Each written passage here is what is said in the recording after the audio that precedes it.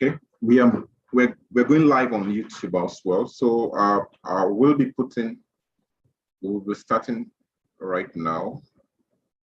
So we'll first start with introduction.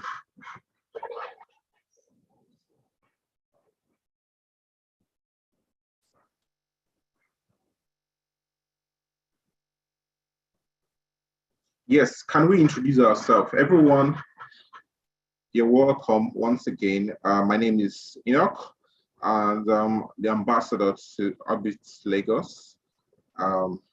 This is our first online workshop, and today we'll be learning a lot of things about vulnerabilities in smart contracts while writing our codes. There are one or two things we need to learn. We need to check to avoid hackers giving them options, giving them edge over applications, over apps. So, and in the house, we have my boss here, Michael is here, and I should be bringing him in a couple of minutes. You're not promoted to panelist. Already I have my assistant, Yomi. Yomi, could you just introduce yourself? Shola, Sunday, let's get to know you. Okay, I'm Oyewale already by name, and I'm a backend developer. So I will be joining today's program with you people like as well. They've already had a conference that's very sensitive. So it will be an honor to join through this program with you today. Thank you. Okay, Shola, could we just hear from you?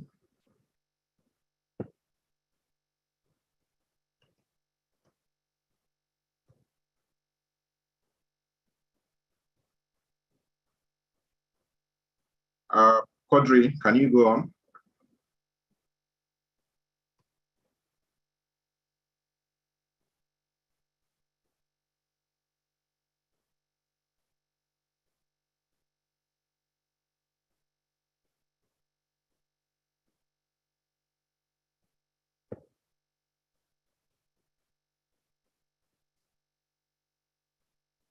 Shola, you can't speak. Okay. Tunde, can we get to hear from you? We just want to know you.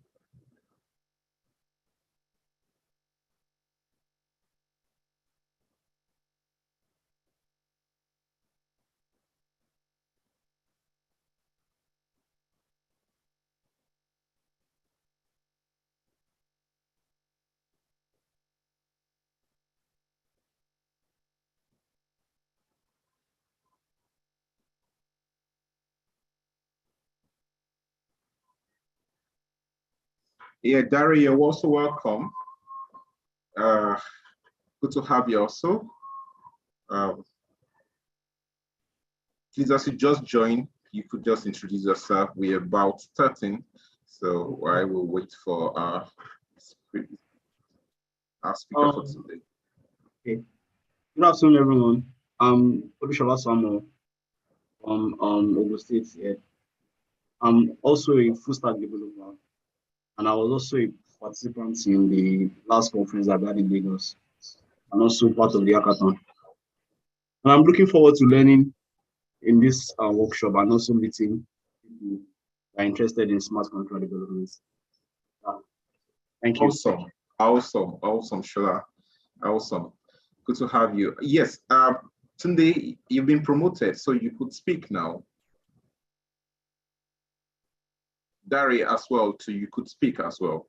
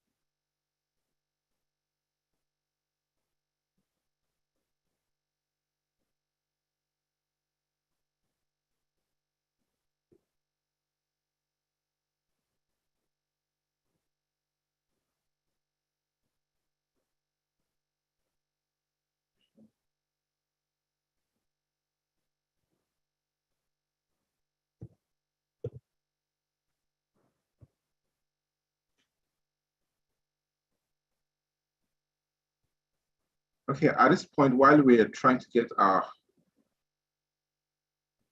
speaker, I would like my boss to say something, to say hello to us.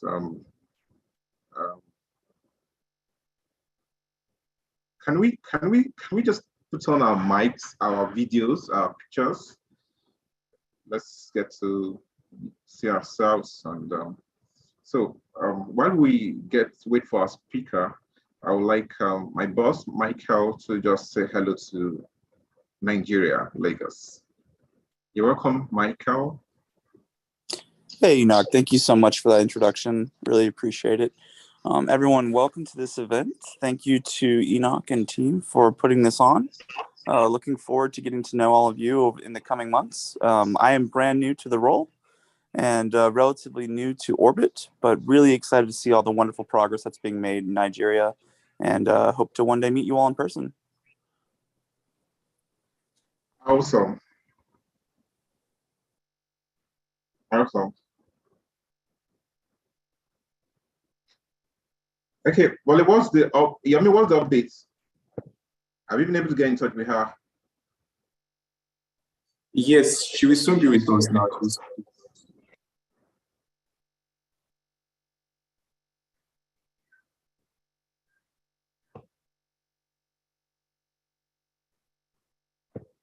Okay, while we wait for our speaker, a quick brief about the Orbit Lagos. It's actually an initiative from the Filecoin community, coordinated by the protocols, and it's actually one of the arm of the primary goal is to amplify Filecoin, IPFS, a whole lot of tools, a whole lot of projects going up. So on our own parts, as an ambassador, I'm actually charged to reach out to the local within my neighborhood and a whole lot of African developers. So in the beginning of the year, we've had few meetup and a conference. So this is our first online workshop, and we're trying to look at the smart contract vulnerabilities. So it's one thing, you being a smart contract developer is another thing for you to know your checks and just try to avoid loopholes for hackers to exploit your dApps, your applications. So, and joining us will be one of us, Toyosi. She was she's the lead of Medcar. Medcar is one of the participants in Field Lagos hackathon. They were third in the position. Yeah, I think they were third in position. So she's by profession a tester, a penetration tester, and she will be giving us a deep dive on what we need to check while developing our smart contracts. So hope she join us as soon as possible. So while we wait, I'll play a video to kind of educate us a little bit about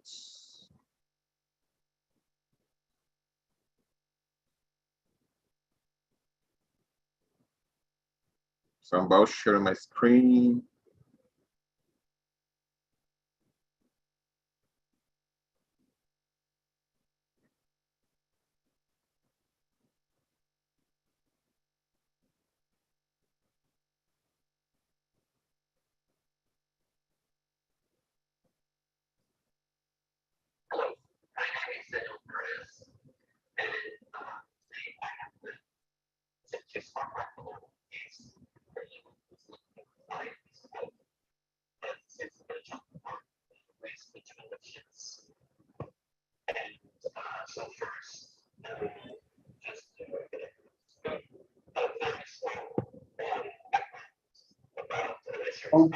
The audio is not very good, please. Can you open that? Yeah, come again. I said the audio is not very good. Can't hear the audio.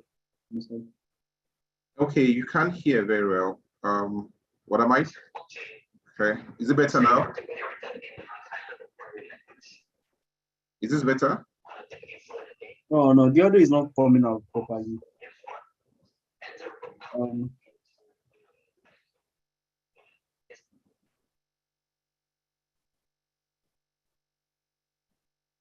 Okay. See. I have to check the audio settings on Is Zoom. it better Designed now? to run on the Ethereum virtual machine. Yeah, it's better. Called usually EVM. Thank you. And this is really a simple stack-based bytecode with regular instructions such as add, sub, these arithmetics, and also some more blockchain-related type of instructions, such as, for example, call, which allows a contract to call into another smart contract. And so how this works is that once a user compiles his code down to this EVM bytecode, he can send a transaction containing this bytecode. This will be deployed to a new address on chain. And then other users can interact with this program by sending transactions to this particular address. And so, well, these are great, and they allow to do a lot of things, but obviously there are a lot of problems, security problems that come with these. And these are now a bit old, but they're like fairly big hacks that happened in the early days of all these smart contracts. So the DAO hack was one of the most important ones, even up to this day, where an attacker stole roughly $15 million worth of money. And at this point, the price of ETH halved, and there was whole debacle in the Ethereum community. And this was exploited using a fairly well-known vulnerability that's called reinferency. And 1 year later, there was also, I mean, there has been a couple others too, but another very big hack, or rather bugs and hack for this one, where a wallet which was designed as a library on which many contracts relied upon has been removed from the blockchain due to a bug, so the contract was just not there anymore, and all dependent contracts became completely unable to move their funds, which froze roughly at this point in time $280 million worth of funds, which are still frozen right now and locked up to this day. And so, both of these relied on some known vulnerabilities, and here we will, in this paper, we focused on a couple of these fairly well-known ones, so I will just briefly introduce each of them. So reinferency is basically contracts that are not really designed to be executed in a reinferent way. And because, for example, their state tracking balances or something might not be updated properly, if it's called in a reinferent manner, an attacker can use this to raid funds. And then we have unheld exceptions where a contract might not check properly whether a call he made was successful or not, and this can result in funds being lost or stolen. Then the one we just saw is the parity wallet bugs. That's a dependency on destructive contract where the fund can end up being completely locked because there is no way to move them except by relying on this contract, which does not exist anymore. Then there is transaction order dependency. So this is a problem where reordering some transactions might cause the outcome to be different. And it might allow some attacker to manipulate prices, for example, or to front running or this sort of things.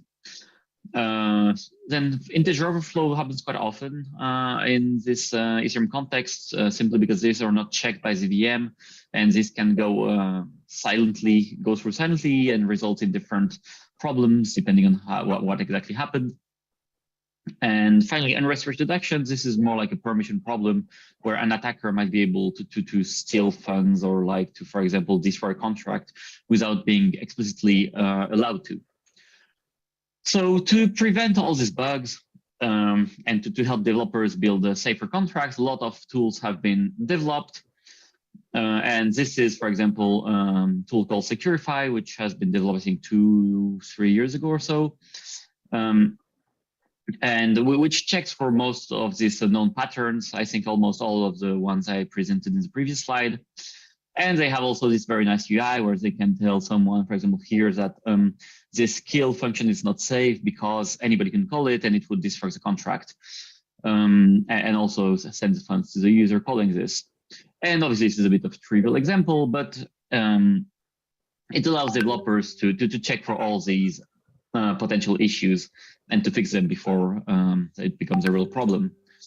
So when we first started working on this paper, we saw that there were a lot of tools analyzing all these contracts, and that according to many of the reports, there were hundreds and hundreds of millions worth of dollars at risk that could be exploited any time.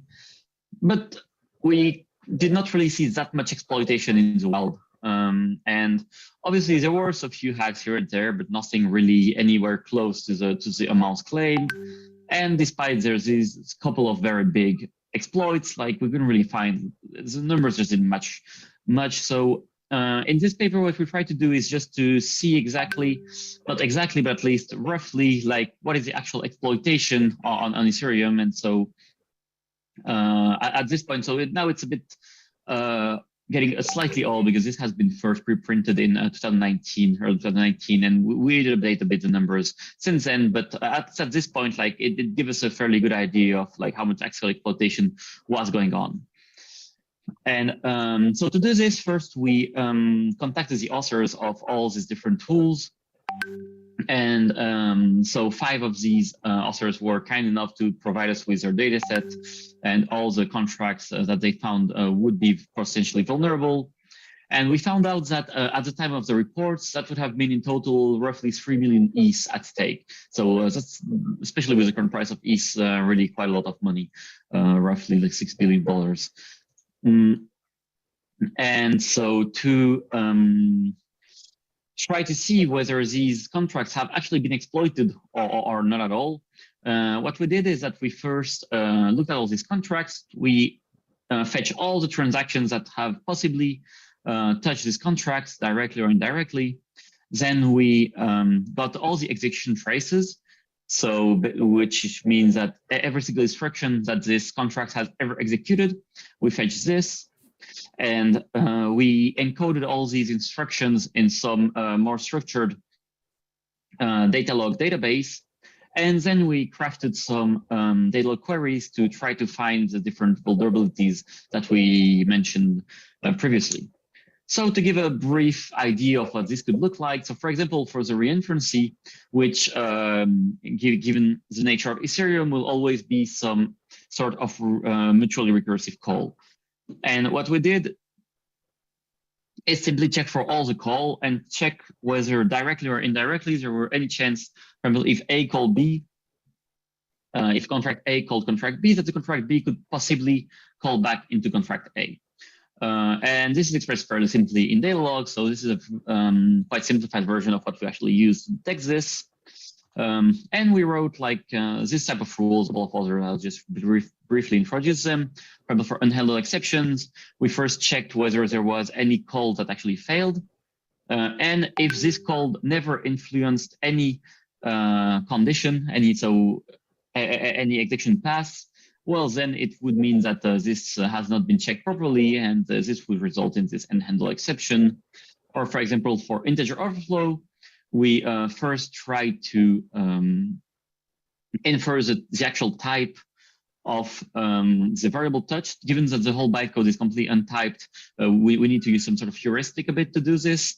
For example, if there's something touching the sign, we can assume that it's signed integer and then sign one.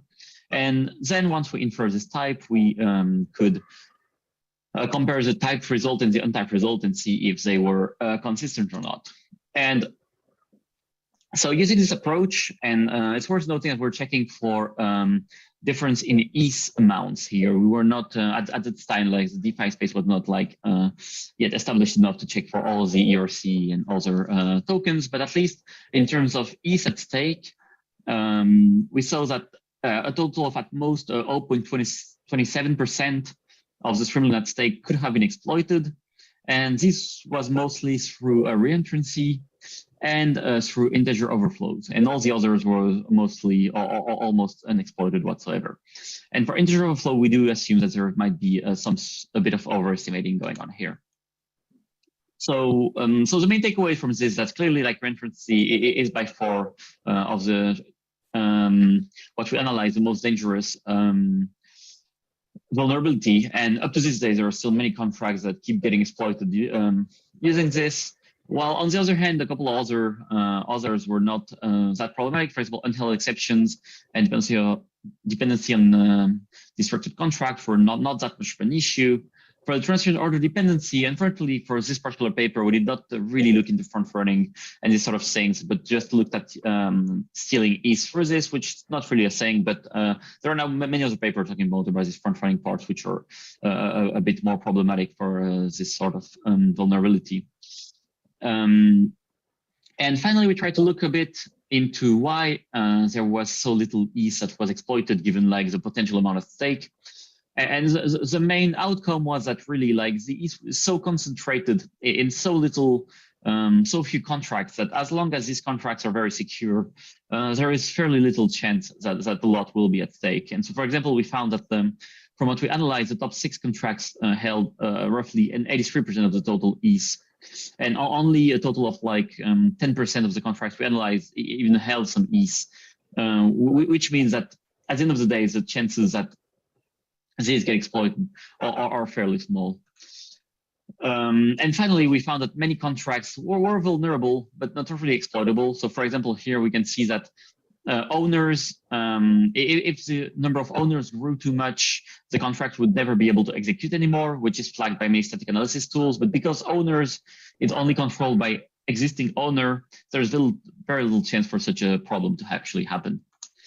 So in summary, yes, we analyzed all these contracts, found that a very little portion of these could potentially be at risk and would be exploited, and that overall, like high-value contracts seem to be very secure. So that's it for today. Thank you very much for listening. And if you have any question, you can contact me, find my contact info on the following URL. Thank you. Okay, thanks. Thanks, Daniel. I'm gonna pause now.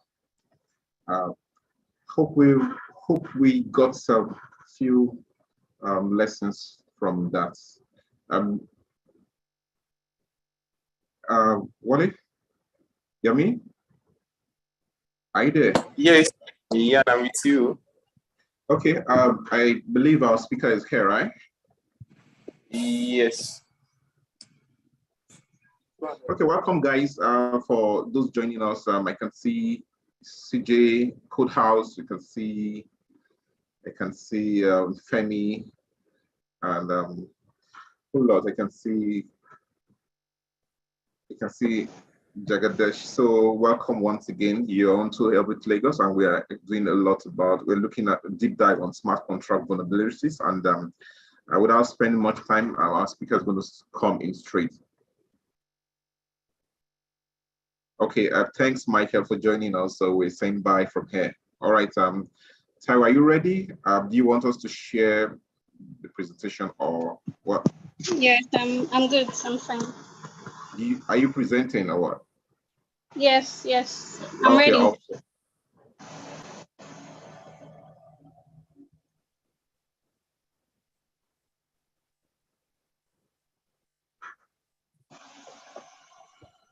We're waiting. Okay, yeah. So should I?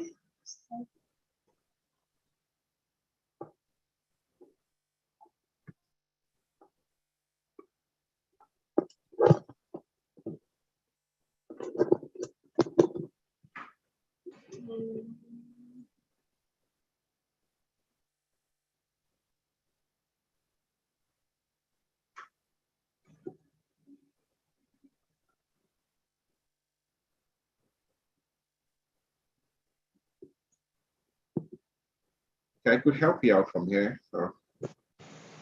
Okay.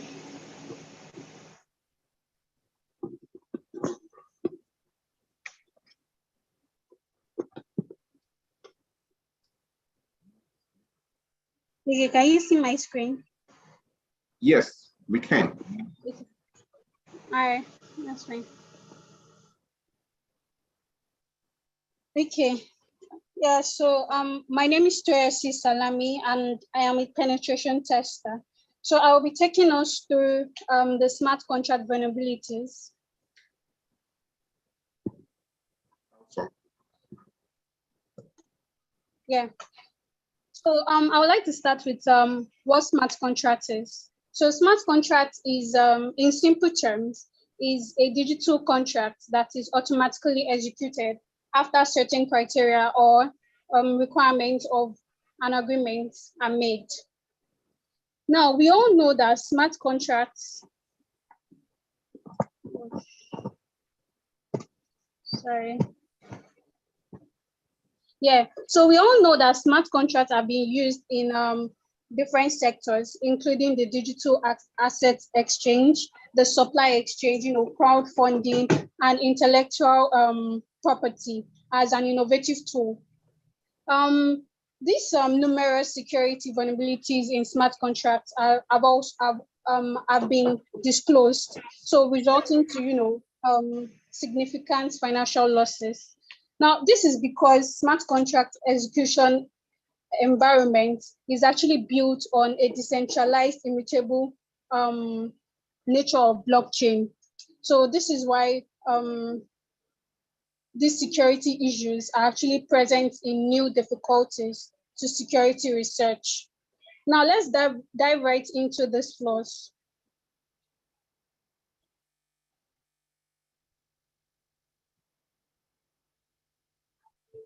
Sorry, just wait a second.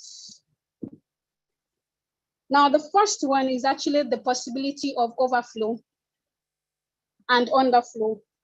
What is on overflow? Overflow is actually a situation when unit and or unsigned integer reaches its byte size. By that I mean the next element added will return the first variable element.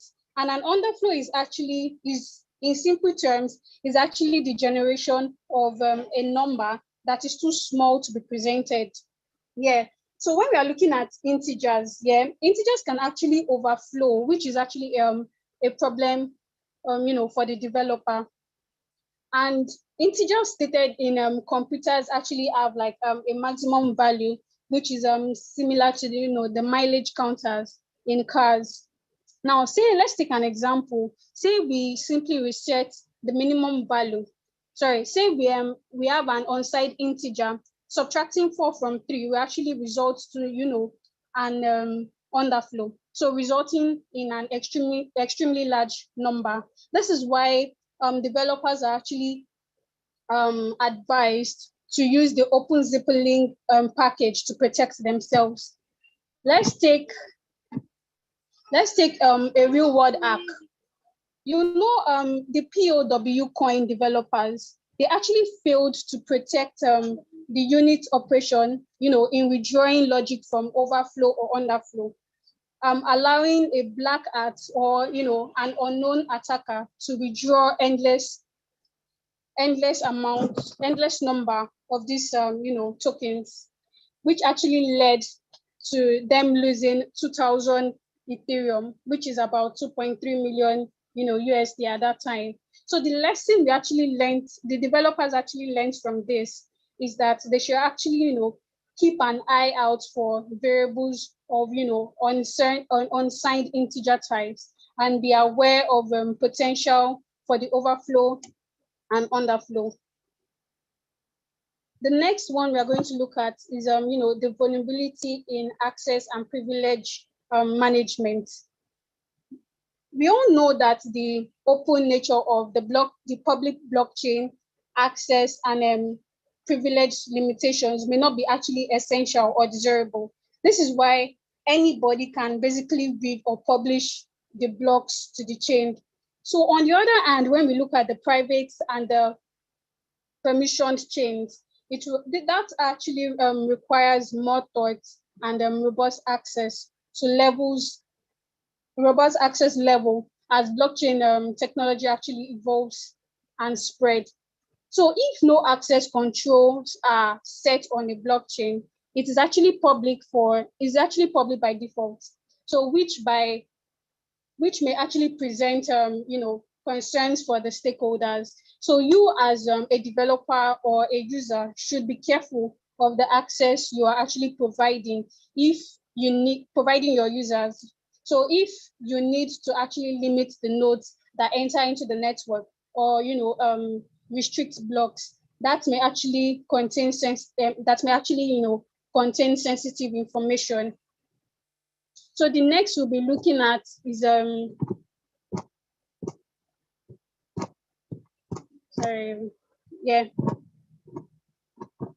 The next we'll be looking at is the DDoS. This actually means distributed denial of service. Despite the fact that blockchains are actually supposed to be the answer to preventing the classic DDoS attacks, blockchains can, still be hacked. This is why, blockchains nodes are actually vulnerable to be overwhelmed with traffic from fraudulent, design smart contracts. So if preventive measures are not integrated into this chain protocol itself, this would actually force the network processing resources to be diverted, to dealing with the overload, the rendering, and rendering the network unusable. Now, though a big DDoS attack on the blockchain network hasn't been detected yet, Tron actually revealed a vulnerability earlier this year that actually puts the network at danger. That is the blockchain network. Meaning the blockchain network will be prone to the DDoS attacks in the future. Now, looking at the reentrancy attacks, smart contract attacks are not always external. Now, for example, a malicious contract may, call back into the calling contract before the initial function is completed. So in other words, what I mean is the malicious contract is coded into the victim smart contract, so that when the victim contract actually runs for the first time, the malicious contract can either call the victim contract again with a fallback function. So before it finishes, or run a completely other function. This is what reentrancy is all about. So since it enters another function of the contract before the first one is completed, let's see a real life example here. The DAO breach is a well-known example of this vulnerability.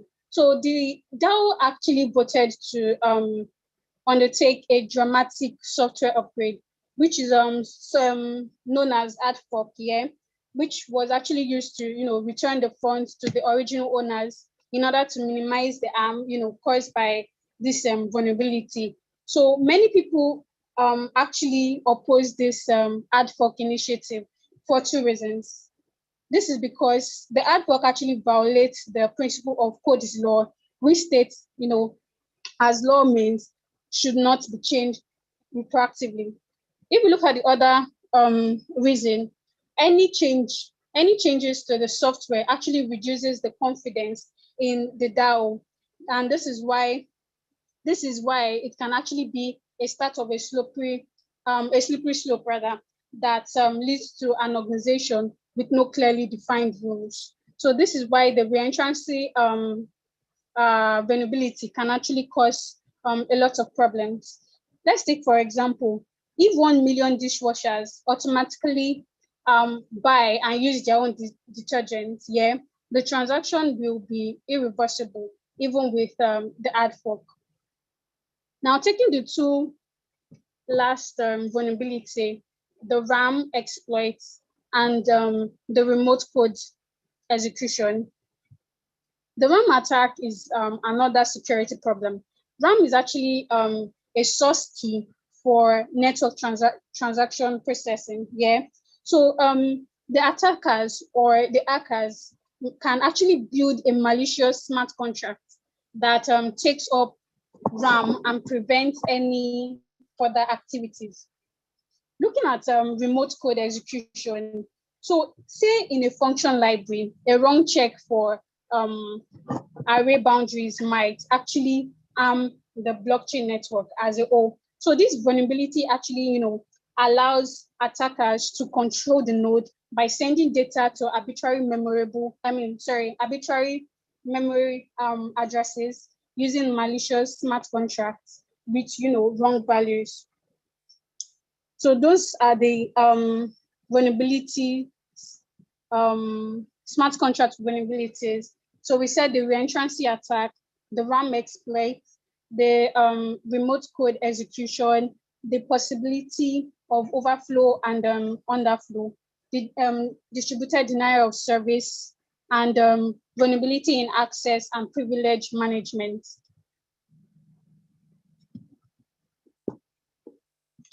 Now let's see the best practice of handling this Solidity smart contract security. I'll just take one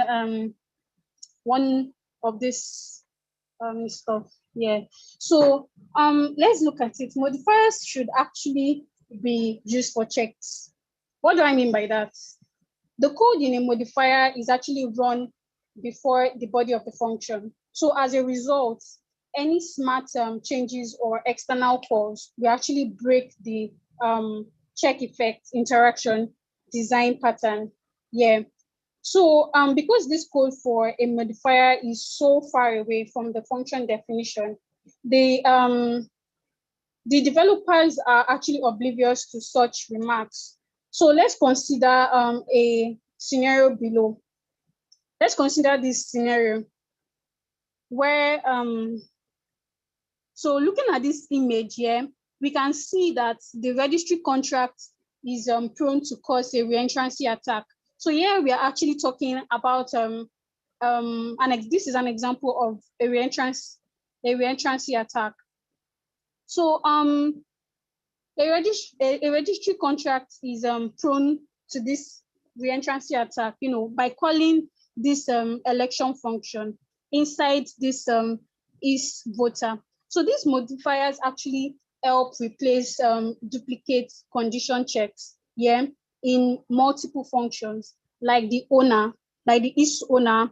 If you look at the code here, so or they make use of require inside the function. So this will actually ensure the readability, and the auditability of the smart contracts codes.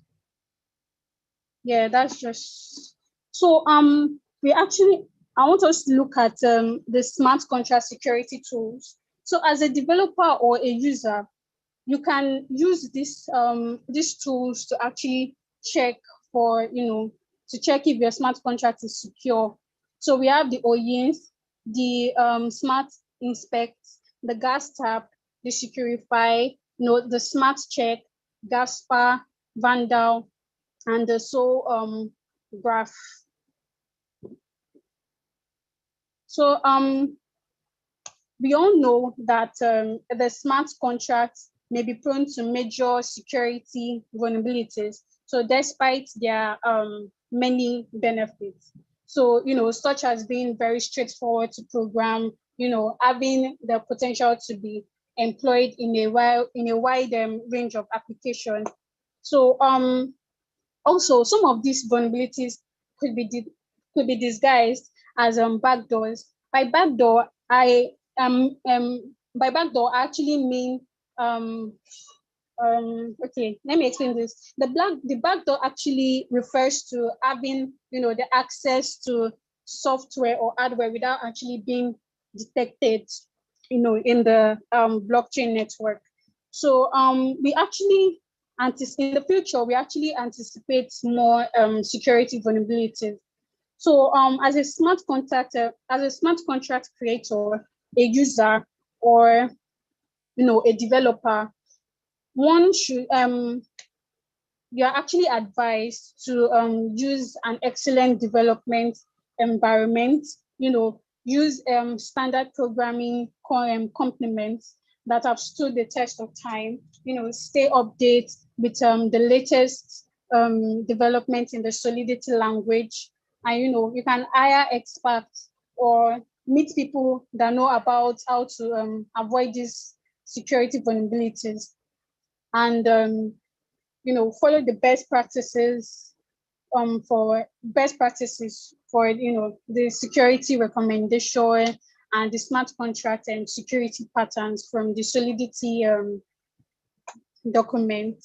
So a smart expert said, even if the highest assurance programs we have running our planes and our cars, and the space shuttle occasionally have errors in them. So no matter how good, and how many benefits the smart contracts have, it's also prone to have these vulnerabilities.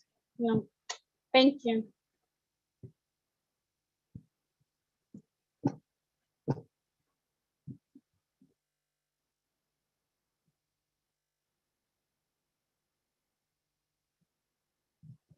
Awesome. Thank you so much. That was awesome. Hi guys. Once again, you're welcome. I hope we are enjoying the lecture Tracy just shared with us now. So do we have any questions to ask? Please, if you want to speak, you could just give us this indication. We are live also on YouTube for the YouTube audience, so you could help us. Yemi, could you just check the YouTube, and do we have questions over there? Let me check the chat group here. On it. Yeah, just check the YouTube. What's the update on Twitter? Any questions from there?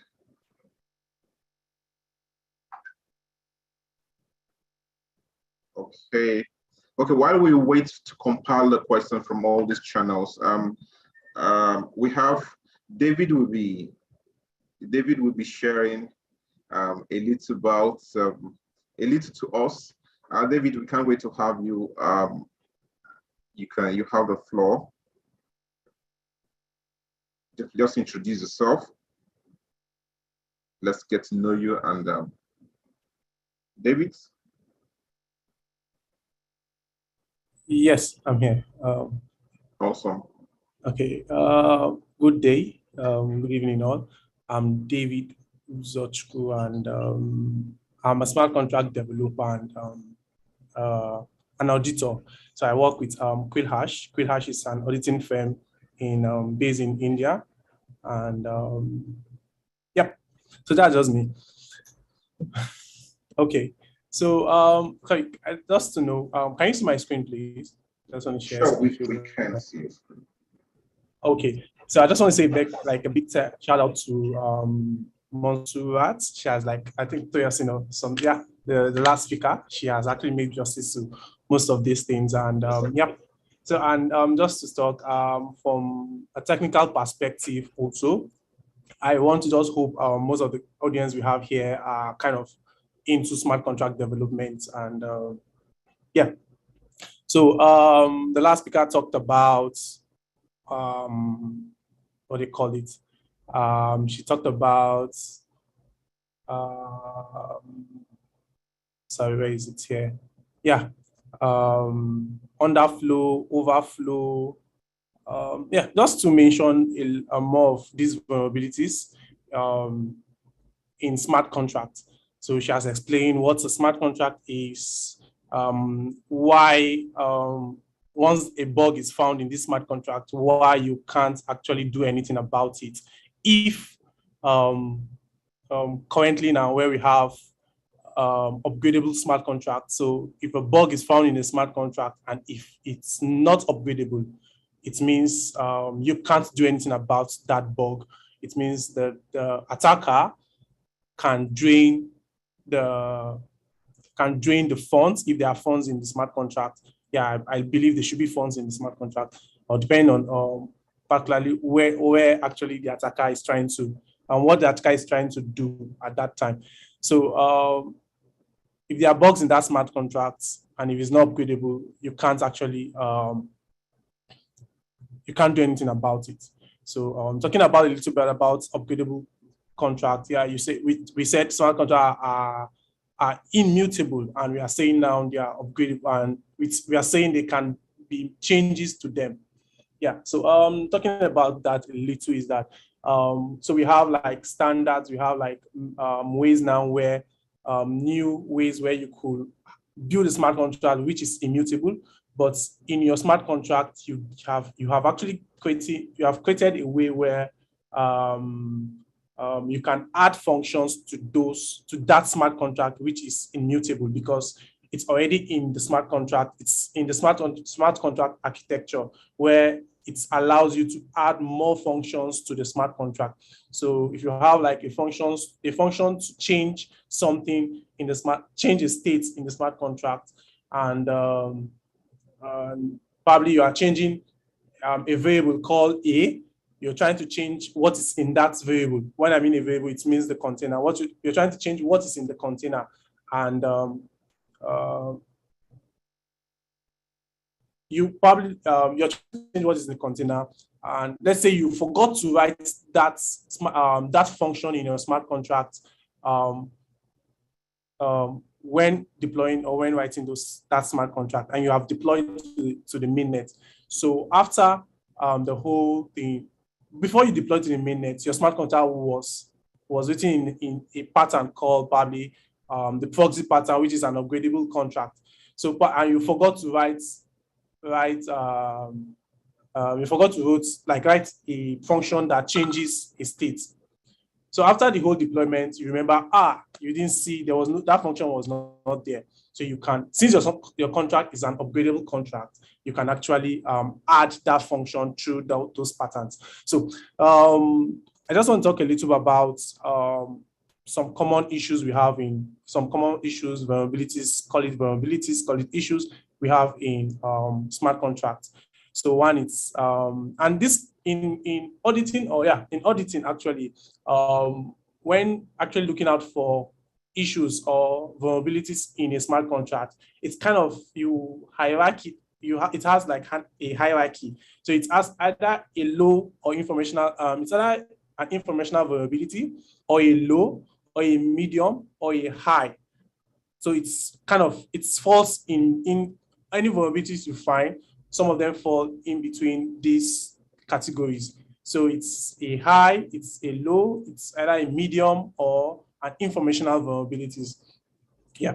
So I think you probably might share some links or some resource that you could read and understand what category this kind of probably vulnerabilities falls under or stuff like that.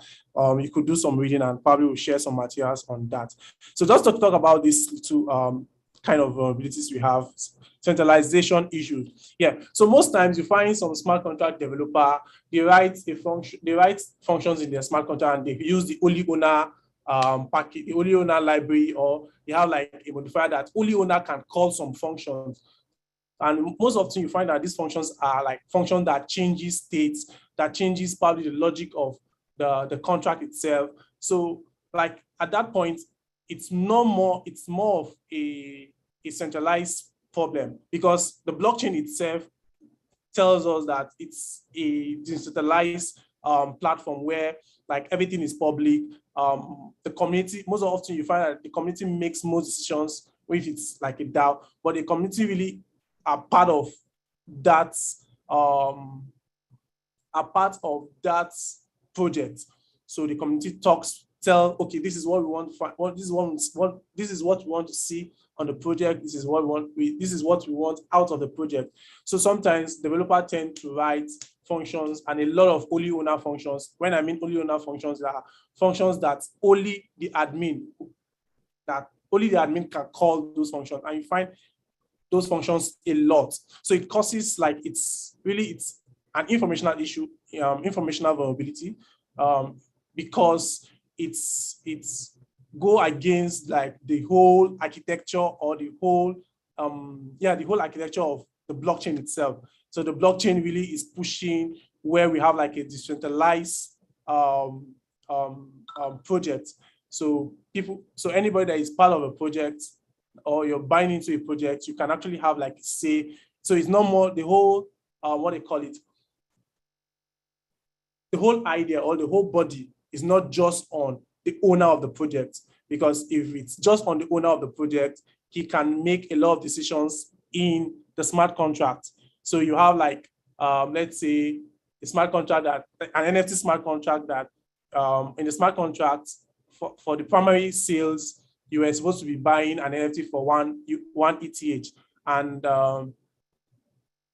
just after the deployment, and people are buying, let's say the project has gotten like 500 users that have bought like 500 NFTs for one ETH. The owner will like, no, because he has a function which only him can call, and which is just like to change the state, to change the price of that, of that NFT. So you can just call that function. He doesn't care what the community thinks. He just want to make money and stuff like that. So that's kind of like is one aspect of like what a centralization issue is. And the other part, like how they can how they are actually in a particular smart contract. So we talk about using block value as a proxy for time. So like, for instance, we've seen cases where you want to probably do a voting smart contract where you actually be using time. Firstly, like the voting smart contract will be, first you add candidates to your smart contract, and adding candidates to the smart contract, you want to make it have like 3 minutes of 10 minutes of time. Like for you to add a candidate, it has to be in the space of 10 minutes. For any user that wants to vote, has to vote in the space of, let's say, 2 days, 3 days. So you need a verified time. You need to use a time on chain, on the blockchain. So how do you, because this is blockchain. This is not like Web2 where you can use like some libraries or something, or to really some libraries or stuff to make use of time. So you really need like a verified, like a verified time on the chain itself. So at this point, what we have to use, like what we have in our table now is more of block number, block.timestamp, like, and some few other of them. So, and we've seen most often that these times, this block number, block.timestamp, and some of them can be manipulated by miners. So like miners, when we say miners, like people that actually verify your transaction, where you actually made a transaction to the blockchain itself. So there are actually people that verify those transactions and make them to be added to the blockchain itself. So we have seen where we have actually read where they can actually manipulate these times, like in some milli or in some seconds. Yeah, they can actually delay, or they can actually manipulate these times, and also block number and stuff like that. So it's really not, so it's actually when a smart contract is using that kind of time, when the smart contract is using those time in their smart contract, block the timestamp, block number, and the likes of you. It's recommended, and it's really recommended that you kind of understand how those times work, so as to know how you could use it. And also it's recommended that you look out for off-chain, like on-chain oracles which provide time for which provide times like that looks like block timestamp and stuff like that. So it's recommended that you look at oracles like Chainlink and the likes. Yeah. So we also have like missing events. So most often some smart contract developers forget or feel events are really not too important, or they just tend to really miss, like don't actually add events to their functions. So, and events are really really important. Yeah. I'll not say much on that. So events are really important. So we have like missing events. Those are also like informational vulnerabilities. We also have like multiple solidity pragma. Yeah, so it's most often find that we find even OpenZebelin, we find that in their Solidity version, they tend to like have these carrots, like they use like a range of Solidity version, like they say from 0.8.0 upward. So like what they're actually saying on that smart contract is that you can actually deploy this contract should be deployed with 0.8.0 upward. Sometimes some developers will say, okay, they want this smart contract to be developed, to be deployed with a version of 0.8.0 to 0.8.4, like that. So that's kind of like a multiple Solidity version. So what that causes is that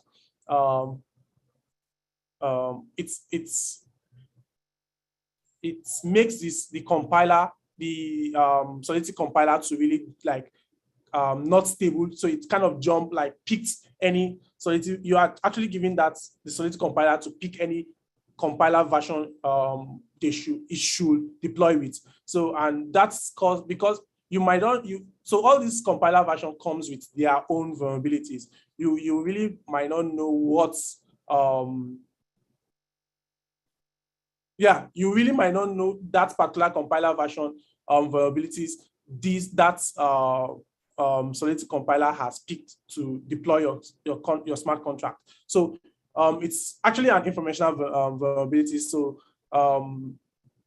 it's really recommended to work with a lock Solidity version in deploying your smart contract. So we talked about locking of Solidity version. It's like having like an exact Solidity version. So let's say you just want to you are supposed to deploy with 0.8.4. Just write 0.8.4. There shouldn't be a range. There shouldn't be like from this version. You shouldn't just have a range of either a Solidity version upward. And it's recommended to actually work with the current Solidity version, not like the current.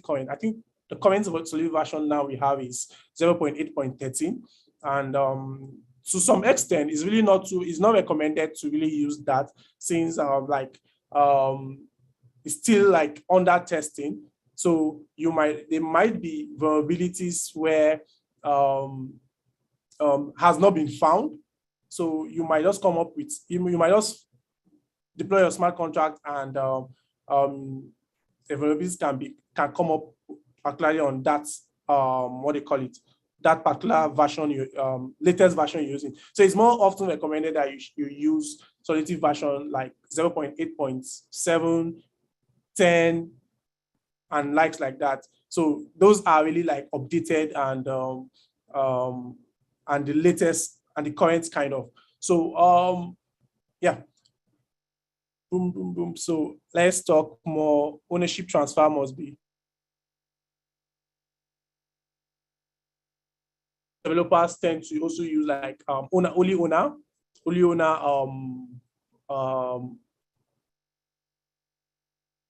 Sorry, can you guys still hear me?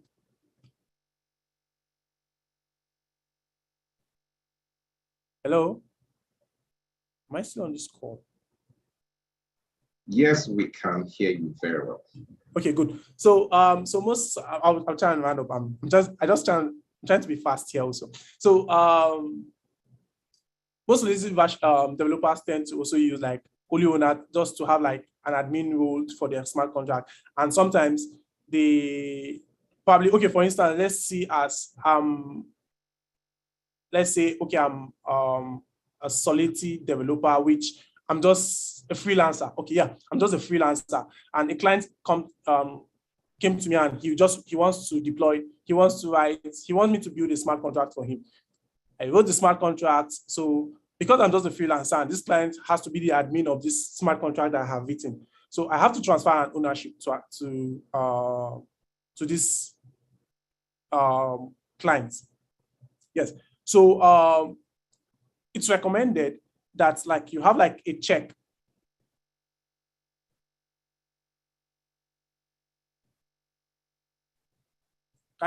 So it's recommended that you have like a check because what you're doing at that point, at that point of transferring ownership, you're actually like transferring the ownership from your own address to the address of the client.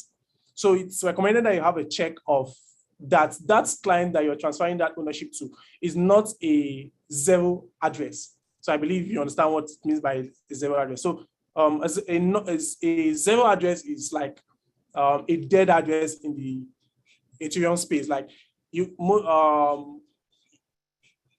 if you have like a zero, if a zero address is more like a dead address, that address, you could check it on Etherscan. You could just like write OX 0000.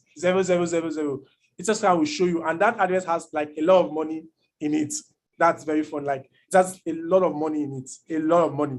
But nobody has the private key to that address itself. A lot of funds, like if you want to burn some tokens, some people just send tokens to those addresses because nobody has the private key to that address. So you can't actually get anything out of that address. So any address, so once an address is, pardon me. So if you transfer the ownership to the zero address, it means that the zero address has become the admin of the smart contract. And for you to control a smart contract with your address, it means that you have the private key. And now the zero address has no private key. Nobody has the private key to that zero address. So it means it's nowhere. So the admin of that smart contract you have transferred to is to nobody. It's to zero address, and zero address is owned by nobody. So it's like you have damaged that contract. That's smart contract. So it's recommended to really have like a check in the ownership transfer that that address, the admin address you're transferring to, is not a zero address. Yeah. So it's really recommended to do that check. So so we have like BIP20 standard.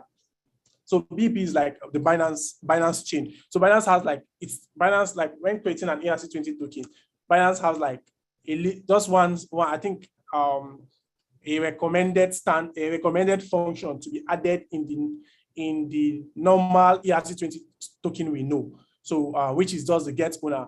Yeah, it's a recommended function which the Binance chain really recommend. So most times, some people deploying their smart contract, their ERC20 token on Binance chain tend to forget or don't comply with this standard. Yeah. So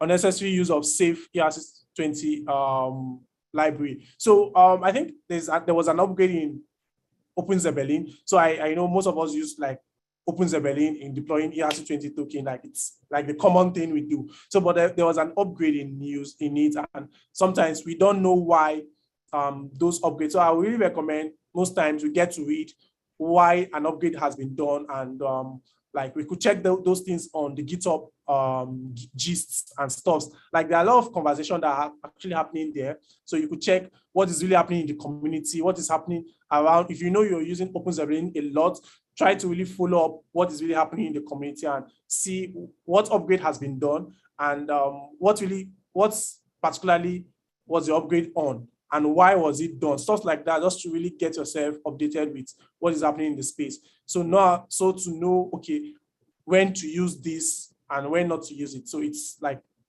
a very good recommendation there. So there's actually like unnecessary unused safe ERC20 libraries.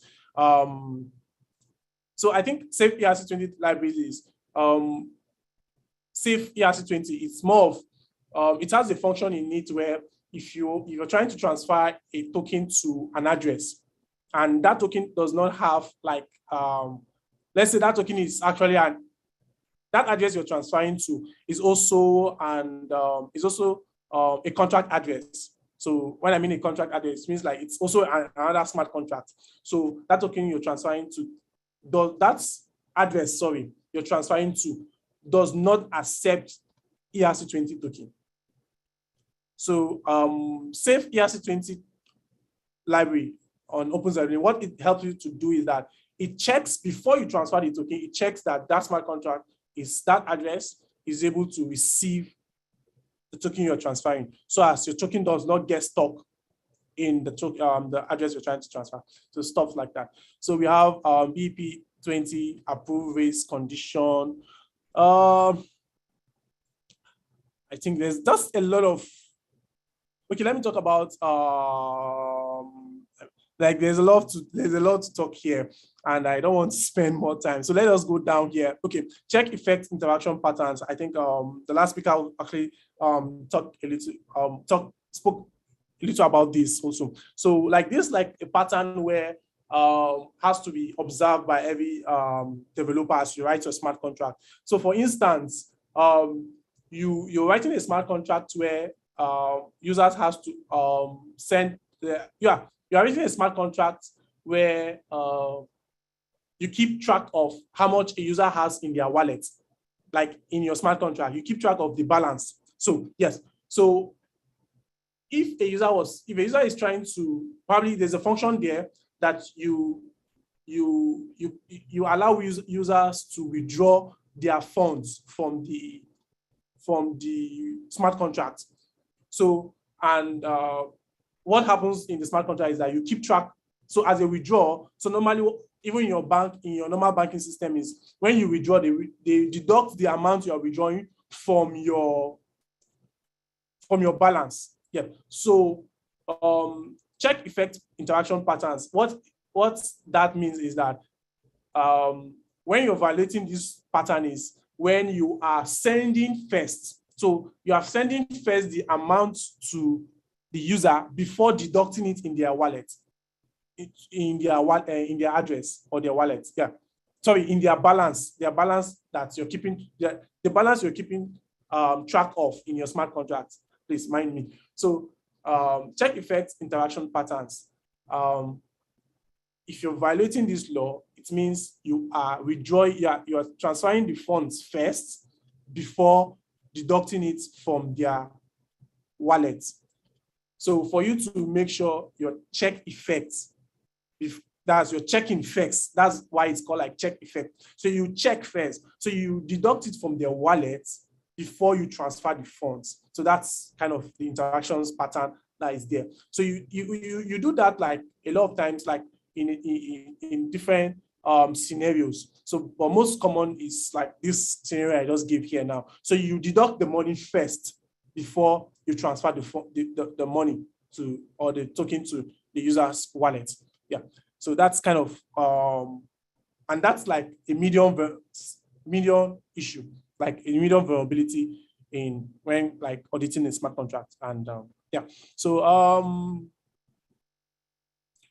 so I talked about safe, so like safe transfer and transfer, just try and understand the update that has been done and trying to understand what upgrade has been done. So like transfer, just like the explanation I gave earlier on, like you're trying to transfer a fund, you're trying to transfer a token to an address, and that particular address does not receive what do you call it, tokens. So like that's kind of one of the upgrades that has been done in safe transfer. So, but they are like the normal transfer, in ERC20 tokens, the same, just like there are some few upgrades that has been done in it. So so you just try to understand, as a developer, try to understand what particularly was the upgrade that has been done in this contract. Yeah, missing important checks, like just like what I mentioned, zero address checks, and also like zero checks, like zero value checks, stuff like that. So okay. I think the last speaker spoke about ZOS, and I think she made like a very good point on that.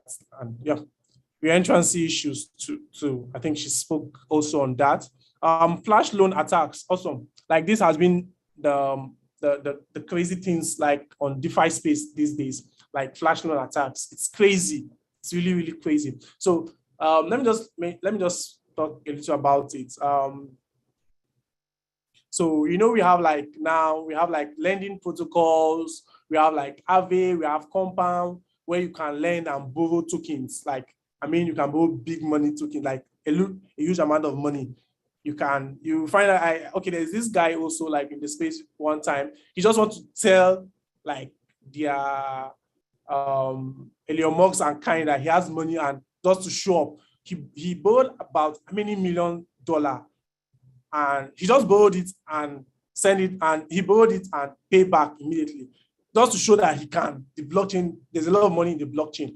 So he just borrowed the money and pay back immediately. So I think it was a very huge, I can't really remember the figures, but it's a very huge amount of money. So flash loan attacks. So I remember recently there was an attack of what they call it, this popular NFT, BAYC, that's Bored Apes. Yeah, I think Bored Apes. So I think Bored Apes recently did their own ERC20 token and stuff, something like that. So I think the attack personally happens in a way where the guy, so Bored Ape, I think in their airdrop or something, when they were launching their own tokens, like their own tokens. So in their airdrop, for you to get more airdrop or stuff like that, you need like to have like high amount of Bored Apes, or I think high, like you need to have like Bored Apes, like, but I think it's Bored Ape or more tokens, stuff like that. So this guy, the attack happened in a way where the guy did a flash loan. So in a flash loan, he then bought more Bored Apes. So now that actually have given him the room to get more tokens, more Bored Ape tokens.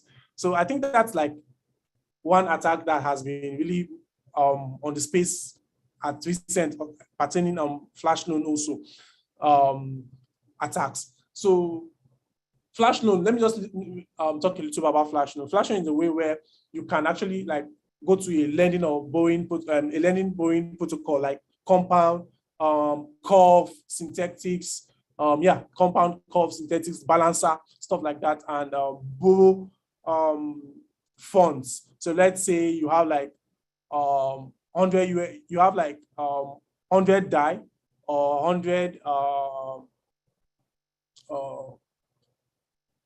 what tokens now? Okay, 100 uni tokens, and you want to borrow X amount of tokens, let's say DAI, USDT, and stuff. So you could execute a flash loan on Interact. Yeah, you could execute a flash loan using those platforms like Compound and likes of them. And how that works is you have to pay the transaction. You have to pay that loan in the same transaction. So as I think that's like where you couldn't, so you can't run with the money or stuff like that. So you have to pay that loan in that transaction. So the attacks there so far for me has been the Bored Ape attack using flash loans, where I can borrow much, like I can go to Compound and borrow some money, and also and use that money to buy some tokens, and also that tokens I can use it in another protocol, so stuff like that. So the flash loan attack has been really awesome, and it's good and it's bad. Good in a way that people can do like arbitrate trading and find, oh, something is happening here, I need more money, I need money to do something like that. I go to a flash loan protocol and borrow some money and go there and go to that's where I want to actually have like an arbitrate trade and make that arbitrate trade and probably get some money out and stuff like that. So yeah, so that's also a little about that. I think she's also talked about integer overflow, integer as overflow, underflow, and she made a very good points about that. Okay, so yeah, I also want to talk a little about price oracle manipulation. Yeah, so this has also been like where arbitrate traders have been eating a lot of money in the space. So you find out that sometimes the price of a particular token in an exchange is a little bit different from a price from another token in another exchange, be it a centralized exchange or a decentralized exchange. So one thing you want to know is that these exchanges have like an oracle where they generate the price, the updated price of a particular token in their exchange. So be it an external oracles or their own internal oracle. So sometimes the most popular external oracles we have are like Chainlink. Yeah, Chainlink has been the most popular oracles we have, which like give you price feed for a particular token, and most exchanges uses this price feed oracles from Chainlink. So like the manipulation we have here is when a particular exchange has like a latency, like it's latency of updating their price from a particular external oracle. So for instance, if we have like two exchange A and exchange B. So exchange A, these two exchanges has like the same token listed on their exchange. Let's say what token? Let's say this particular name of this token is Phi. And I didn't say Filecoin though, but it's Phi. So and this particular token is worth $3. And this $3, how these exchanges get to know that this is $3 due to price demand and supply, because what makes the price of what makes the price of a token goes up and down is demand and supply in the market. So that's most often actually. So so it means that at sometimes the price might be $3, sometimes the price might be $2, sometimes it can go up. So it means that these two exchanges has to keep track of how much, what's the current price of that token, so as to have like the same price in the same, like if they're actually generating it from the same oracle, so they have to like keep track of the same price. So where this manipulation comes into place, when a particular exchange fails to update their oracle, probably they have like an internal issue in their updating of oracle price in their smart contract. So we saw that recently in UST. I think probably some of you guys heard about UST, and where like people were draining out and doing some arbitrary trading recently in UST and UST and Luna. Yeah, I think Luna also have like similar issue from that. So where now this exchange A currently is selling that Phi token for $2.9. Exchange B is selling that particular token for $3. And let's say they're all getting the same price feed from a particular oracle. So now I'm just a passerby guy, and I went to exchange B. I saw they're selling for $3, and I also just was playing, and I went to exchange A and saw that they're selling for $2.9. Like, what? And the same token, like there is no difference. So one of the attacks or manipulation that arbitrary traders do there is they buy more tokens from exchange A and transfer it to exchange B and sell it there. So you see, if I buy just one particular, let's say I'm just buying one. So it means I'm buying for 2.9 and I'm going to exchange B and I'm selling for 3.0. It means I will be getting like a profit of 0.1. So it's really, it's good for the user, but also at the same time, bad for the owners of the exchange. Yeah, so that's kind of like basically what's a little about the vulnerabilities. There's a lot of kind of vulnerabilities also. So like I have like some also checks vulnerabilities you could check: reentrance, timestamp dependencies, gas limits and loops, DOS with log gas limits, transaction ordering dependencies, use of tx.origin, like exception disorder, gasless send, balance equality, byte arrays, transfer forward all gas, like BEP20 AIP violation, malicious libraries, compiler version not fixed, redundant fallback function, send instead of transfer, Style guide violation, uncheck external calls, uncheck maths, unsafe type interference, implicit visibility levels. Yeah. So like these are like some few checks also that you can like check on your smart contract but you have to understand these checks before you really check them on your smart contract to see that they are free from these vulnerabilities. Yeah. So lastly, I just want to say, I think the last speaker also mentioned that that's like the disclaimer. Mind you that if a smart contract is audited, or you're actually the auditor, you have checked all these vulnerabilities. Mind you that we are human beings and we are prone to mistakes, no matter how good or how perfect we are in code. Yeah.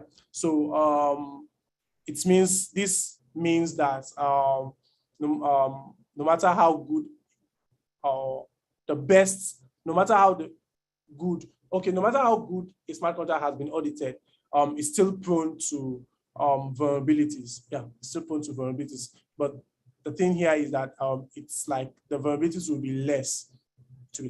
Yeah. So thank you for having me here. Yeah.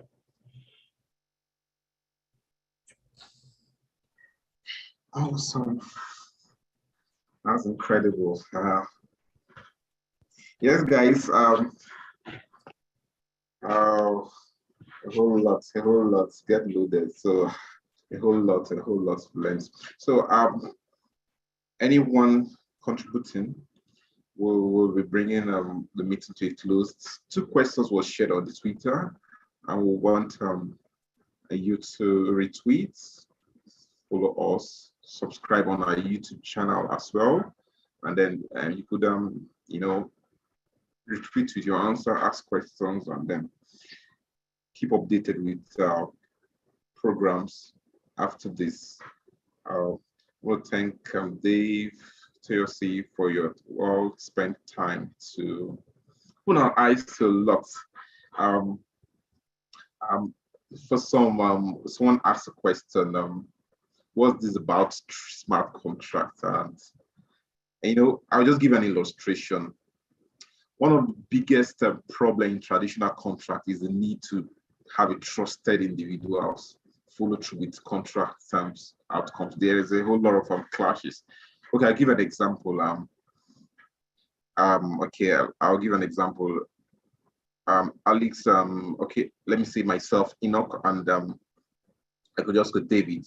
We actually agree on a race, and then we agreed that if anybody who wins gets $1, maybe like 5 fuel or $10 or 1 ETH, then after the race, we were confident now. We started the race with that zeal, and at the end there was a winner. Alice, let me say Dave or I have finished well.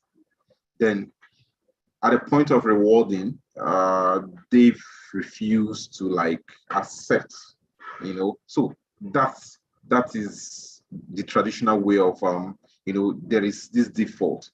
But here comes a smart contract, and after writing a very a smart contract is simple digitalizing agreement, for just to avoid conflict. I will just try to define like the smart contract, digitize agreement, by turning the terms of an agreement into a computer code, which automatically executes when the contract terms are met, mind you, execute when the contract terms are met. So that's an answer to a question about smart contract. So we've gone beyond that. We're actually looking at the vulnerabilities. So as a developer, we have smart contract developers.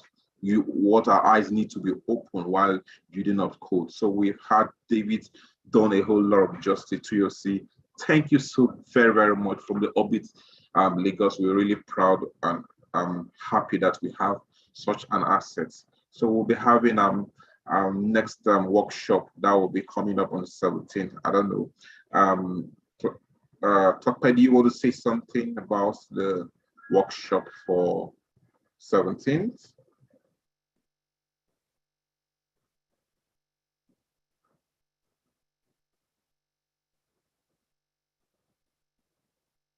Okay. Hello, can you hear me? Yes.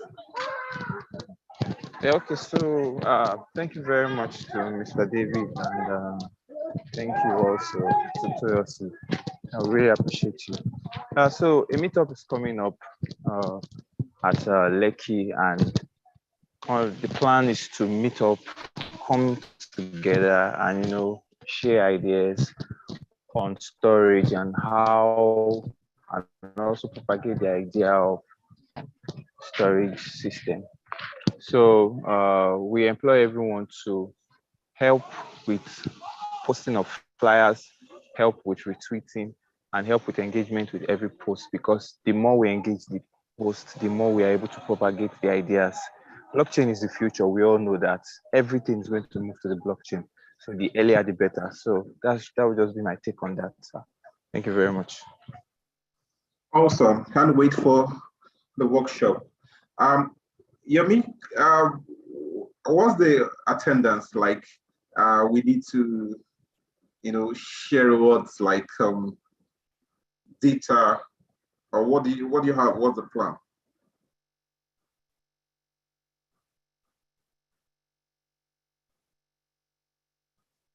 Yemi, are you there?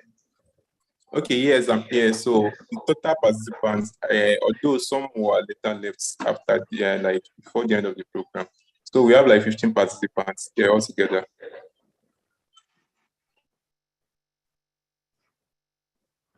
Okay, awesome. We should be able to, appreciate everyone with a thank you message and the data to everyone after this call. So, do we have any questions so far? Or do we have answers on the Twitter? Just go to it. Ethereum. Yes, we have answers on Twitter. Okay. Or YouTube, you can just check. Do we have a right?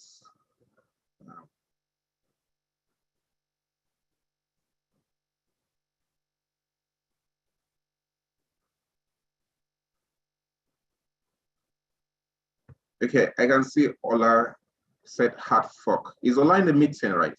I can see Mecca said git fork. What radical software change the DIO vote for during the DIO breach?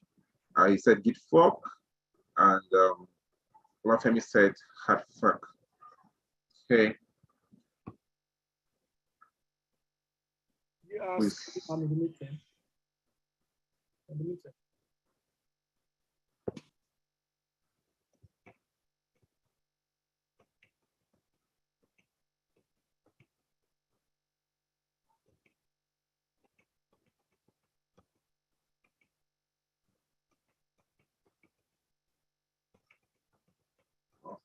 Awesome. Any response? Yes.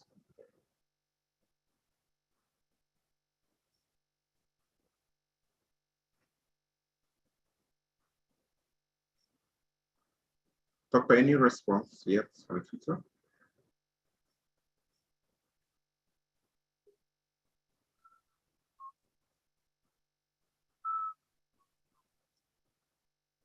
Okay, guys, you could just respond to the question and then we'll kind of announce the results and then share our little token to everyone. So thank you very, very much for spending a quality time for us. And once again, Toyosi, Eshekbo, and David Imela, right from Orbit Lagos, signing out. Could we just take a picture? I want to see your picture. I want to see your faces, and let's just do a screenshot. Can everybody just come up? Yeah, let's snap a picture. You just turn up your picture, your your video camera.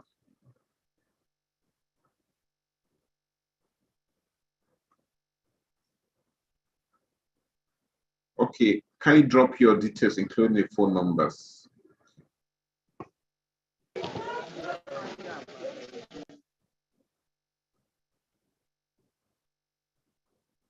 Can we get a link to the doc that the speaker shared? Awesome, sure. We will be posting it to as an email. If you registered via the meetup, we'll be sending the document or the link to you. Okay, Femi, you answered and you gave us an answer, hard fork. So I think you have a gift from that. So that was the right answer. Where else again? Please just write your number, your phone numbers on the chat while we collate it, or an email as well. So, can we take the picture? Can we just do a screen? I've been seeing myself. I can't see anybody. I need to see guys. Guys, come on. Yes. You disabled it. You disabled the video. Oh, You disabled the video. You don't mean it. Can you imagine? We keep learning every day. Let me see. Yeah. Keep learning. How? Yummy, you need to help me. Let me see. Okay. Settings. How did I disable? Is there a way I can enable? I think.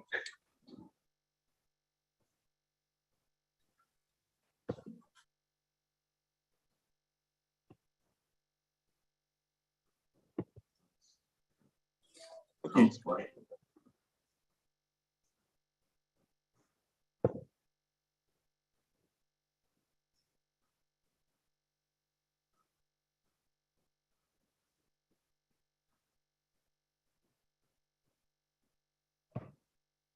I don't think anything can be done right now.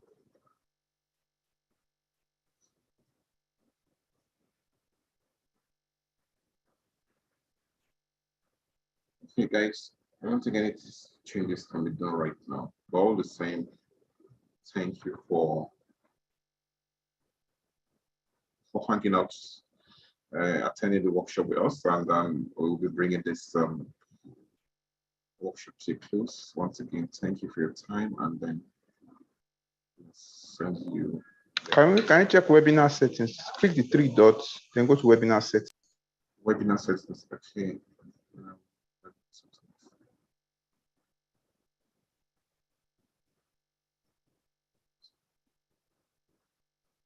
Yeah, I'm on settings right now.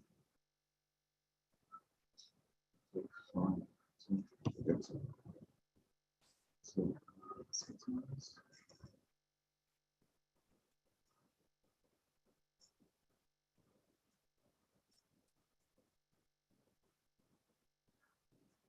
Okay, participant video. I'm so sorry about that. I think it's fine now. Could we just check again?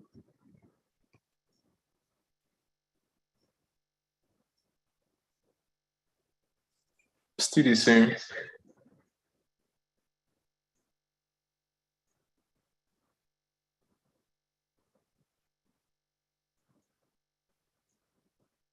So while we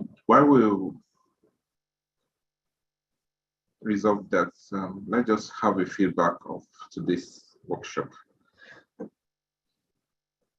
So feel free to just share how we could make it more better next time.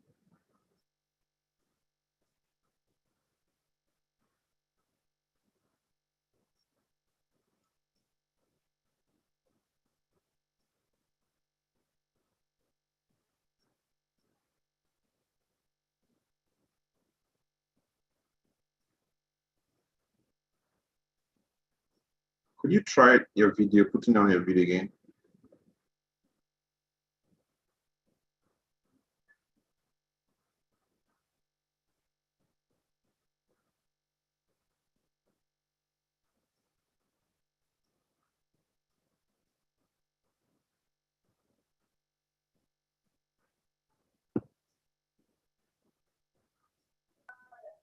It's not working. I think it's from the presettings, maybe.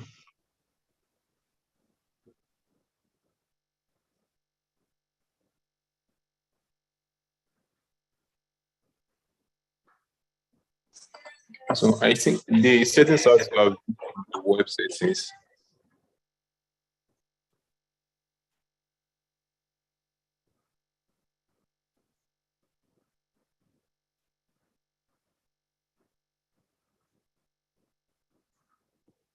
Okay, I've seen that cohort talked about.